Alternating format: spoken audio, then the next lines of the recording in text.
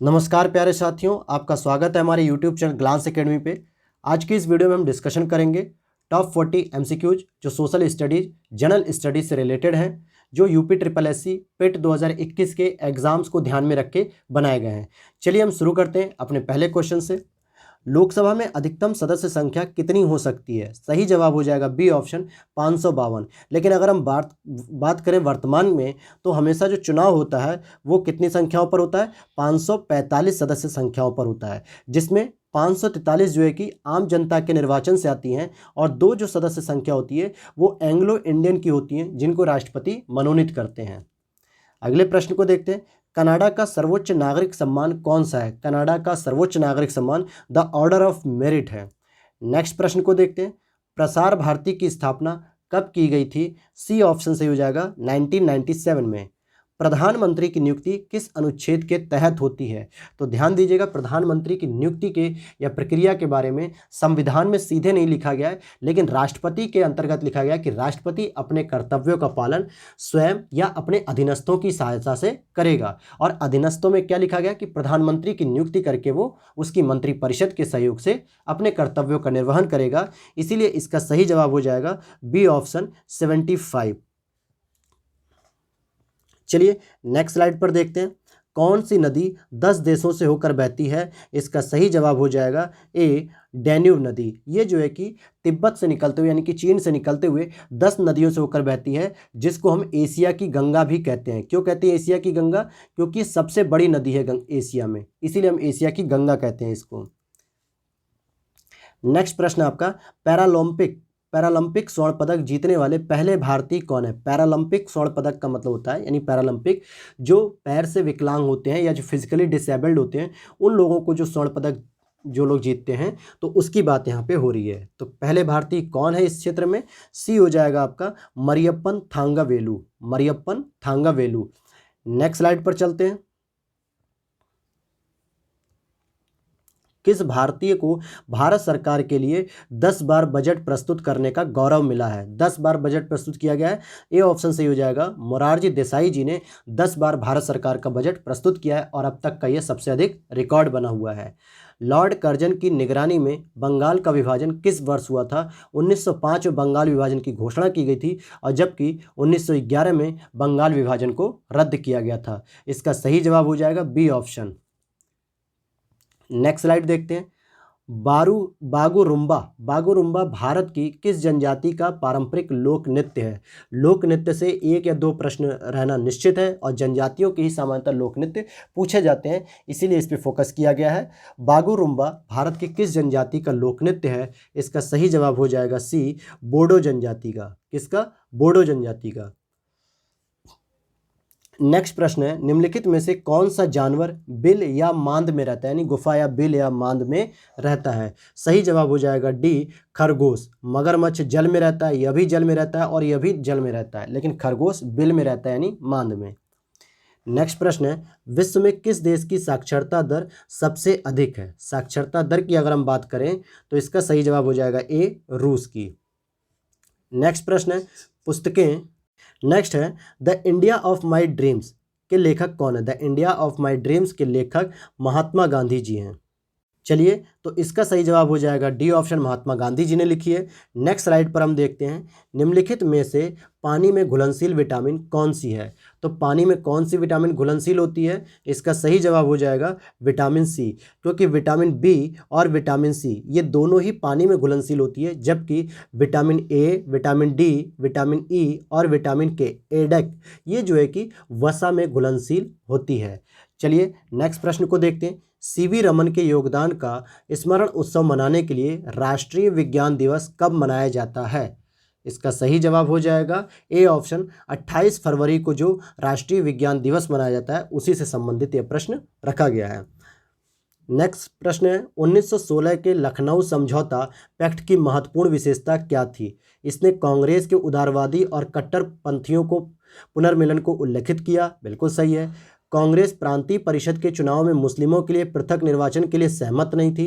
प्रांतीय चुनाव तो 1937 में हुए थे, तो यहाँ पर ये वाला तो स्टेटमेंट गलत हो जाएगा। इसने हिंदुओं और मुस्लिमों के बीच दूरी अधिक बढ़ा दी थी, जी नहीं। यहाँ पर कांग्रेस और मुस्लिम लीग आपस में एक साथ एक मंच पर एग्री हुए थे और इसके कारण बंगाल का विभाजन हुआ, बिल्कुल नहीं। बंगाल का विभाजन तो 1905 में हुआ था। तो ए ऑप्शन सही हो जाएगा, जहाँ उग्रवादी और उदारवादी दोनों ही दल एक साथ आते हैं और मुस्लिम लीग और कांग्रेस भी एक साथ मिल जाते हैं। नेक्स्ट स्लाइड पर देखते हैं। चिराव निम्नलिखित में से किस राज्य का एक प्राचीन पारंपरिक नृत्य है? तो इस क्वेश्चन का सही जवाब हो जाएगा ए, मिजोरम का है चिराव पारंपरिक नृत्य। नेक्स्ट प्रश्न है, किसको कोशिका के सुसाइड बैग यानी आत्महत्या की थैली के रूप में जाना जाता है? तो बी ऑप्शन से हो जाएगा लाइसोसोम या लायनकाय। इसको हम क्या कहते हैं? सुसाइड बैग कहते हैं या आपका आत्महत्या की थैली कहते हैं, जो सेल की आत्महत्या की थैली होती है। नेक्स्ट प्रश्न है आपका, निम्नलिखित में से क्या पृथ्वी के वातावरण को यथास्थान बनाने या बनाए रखने में सहायता करता है? ए ऑप्शन से हो जाएगा पृथ्वी का गुरुत्वाकर्षण बल। पृथ्वी का गुरुत्वाकर्षण बल वातावरण को अपनी ओर खींचा रखता है और इसीलिए वातावरण एक जैसा लगभग बना रहता है। नेक्स्ट स्लाइड देखते हैं। भारत में निम्नलिखित में किस बंदरगाह का नाम परिवर्तित करके दीनदयाल बंदरगाह कर दिया गया है? डी ऑप्शन से हो जाएगा कांडला, जो कि कहाँ पर है ये? तो ये है आपके गुजरात में और इसको जो है कि दीनदयाल बंदरगाह का नाम किया गया है। अगर हम बात करें मरमू गोवा की, तो ये मरमू गाँव जो गोवा में पाया जाता है। कहाँ पर है ये बंदरगाह? गोवा में है। चलिए अगले प्रश्न की ओर देखते हैं। ओडिशा में जौगढ़ में कौन सा ऐतिहासिक स्थल स्थित है? उड़ीसा में जौगढ़ में कौन सा ऐतिहासिक स्थल स्थित है? इसका सही जवाब हो जाएगा सी, अशोक का शिला अभिलेख स्थल है। नेक्स्ट स्लाइड पर चलते हैं। हौज ई सुल्तानी एक है, क्या है हौज ई सुल्तानी क्या है? तो इसका सही जवाब हो जाएगा बड़ा जलाशय, और ये हमने पहले ही प्रश्न में पढ़ा था, यानी पिछली वीडियो में हमने पढ़ा था, जो कहाँ पे है? सऊदी अरब में है, जो सबसे बड़ा जलाशय हौज ई सुल्तानी। अगले प्रश्न को देखते हैं। संयुक्त राष्ट्र के अस्थायी सदस्य देशों का कार्यकाल कितने वर्षों का होता है?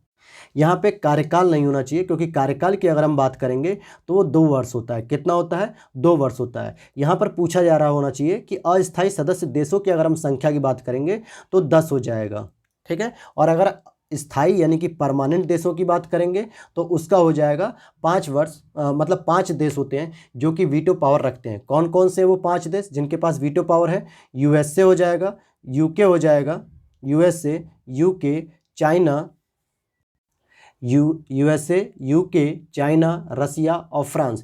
ये 5 देश हैं जो स्थायी यानी कि परमानेंट मेंबर के रूप में जाने जाते हैं। इनको वीटो पावर होती है। और जबकि अस्थायी सदस्य देश 10 होते हैं, और इसमें भी कितने वर्ष के कार्यकाल के लिए चुने जाते हैं? 2 वर्ष के कार्यकाल के लिए चुने जाते हैं। अभी हाल ही में 2021 से 2023 तक, कितना? 2021 से 2023 तक के लिए भारत को अस्थायी सदस्य के रूप में नियुक्त किया गया, यानी कि चुना गया है। नेक्स्ट प्रश्न पर चलते हैं। 73वें संवैधानिक संशोधन अधिनियम के अनुसार पंचायत का कार्यकाल कितना होता है? तो इसका सही जवाब हो जाएगा 5 वर्ष इसका कार्यकाल होता है। और इसको जो है कि इस संशोधन के द्वारा भाग 9 जोड़ा गया है। कौन सा भाग जोड़ा गया है? 9। तो ये हो जाएगा पंचायत भाग 9 में। और वहीं अगर हम बात करेंगे भाग 9A की, तो इसके अंतर्गत क्या आ जाएगा? भाग 9A में नगर पालिका होती है, जो कि 74 अमेंडमेंट के द्वारा जोड़ी गई थी। चलिए अगले प्रश्न को देखते हैं। पृथ्वी सतह की सबसे ऊपरी परत को क्या कहते हैं? मेंटल, मैग्मा, कोर या क्रस्ट?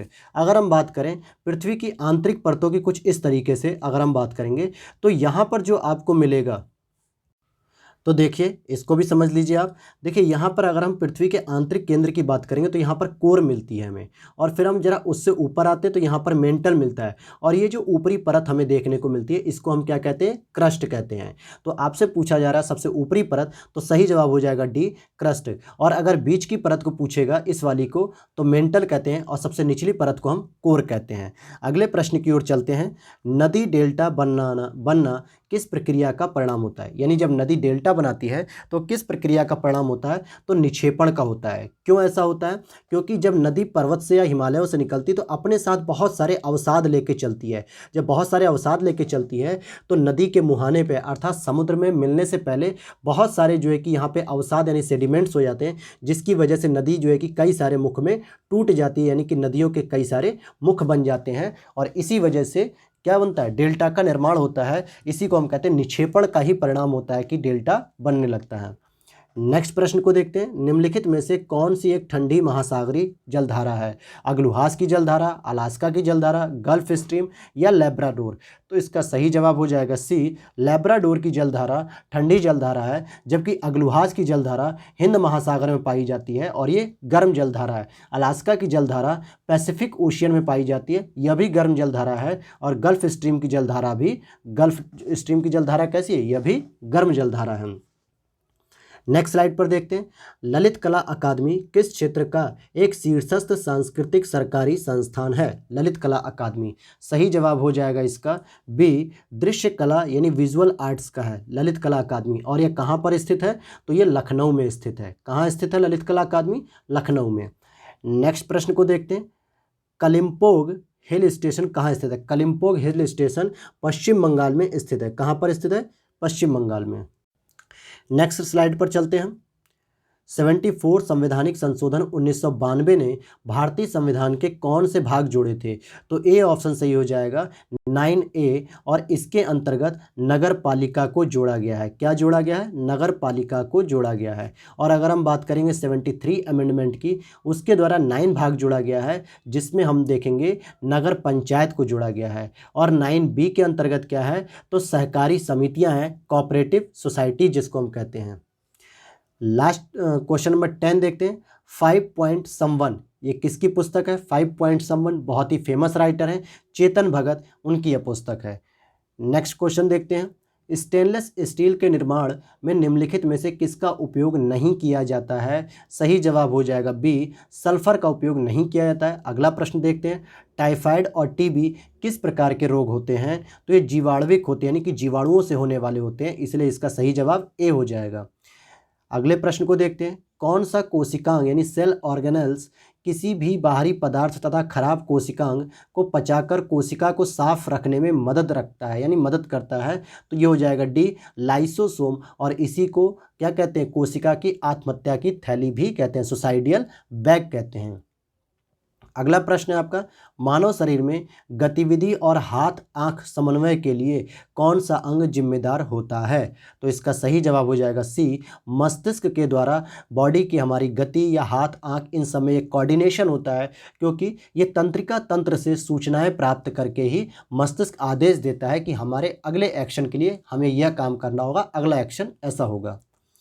नेक्स्ट प्रश्न है, गुइंडी राष्ट्रीय उद्यान कहाँ स्थित है। गुइंडी राष्ट्रीय उद्यान कहाँ स्थित है, तो सी ऑप्शन से हो जाएगा तमिलनाडु में। अगला प्रश्न है, नील नदी निम्नलिखित में से किस देश में बहने वाली नदी नहीं है। यह नील नदी किस देश से होकर नहीं बहती है। सी ऑप्शन से हो जाएगा अल्जीरिया से नहीं बहती, जबकि केन्या से, मिस्र से और तंजानिया से बहती है। नील नदी कहाँ की नदी है, तो ये साउथ अफ्रीका अफ्रीका महाद्वीप की ये नदी है। कहाँ की है ये, अफ्रीका महाद्वीप की नदी है। और यह किस मतलब किस समुद्र के किनारे इसका मुहाना बनता है या डेल्टा, तो उसका सही जवाब हो जाएगा भूमध्य सागर। जो भूमध्य सागर जो है कि भूमध्य सागर में यह अपना डेल्टा का निर्माण करती है। और इसके डेल्टा के निर्माण के स्थल पर चावल की खेती सबसे अधिक प्रमुख है। कौन सी खेती प्रमुख है, चावल की खेती। नेक्स्ट स्लाइड पर चलते हैं, कार्यस्थल की चोट और रीढ़ पर अग्रणी शोध के लिए किस भारतीय मूल और मूल के वैज्ञानिक को कनाडा का सर्वश्रेष्ठ नागरिक पुरस्कार the order of the Canada से सम्मानित किया गया है। तो इसका सही जवाब हो जाएगा ए ऑप्शन, श्रवण कुमार। अगले प्रश्न को देखते हैं, मुद्रास्फीति को नियंत्रित करने के लिए आरबीआई द्वारा निम्नलिखित में से मौद्रिक उपकरण का उपयोग किया जाता है। किस प्रकार के मौद्रिक उपकरण का, सी हो जाएगा रेपो रेट। रेपो रेट को कम करके या ज़्यादा करके ही मुद्रास्फीति को कम या ज़्यादा किया जाता है। सामान्यतः अगर मुद्रास्फीति को नियंत्रित करना है तो रेपो रेट को क्या कर दिया जाता है, अधिक कर दिया जाता है। अगले प्रश्न पर चलते हैं, नटाल इंडियन कांग्रेस की स्थापना किस भारतीय ने की थी? सही जवाब हो जाएगा सी, महात्मा गांधी जी ने की थी। और इसकी स्थापना कहाँ पे की थी? तो साउथ अफ्रीका में की थी, नटाल इंडियन कांग्रेस, जो कि उपनिवेशवादी, रंगभेद, नस्लीय भेदभाव के खिलाफ एक संगठन के रूप में कार्य कर रहा था। ब्रिटिश कर्मचारियों या ब्रिटिश शासन के खिलाफ यह आंदोलन के रूप में कार्य कर रहा था।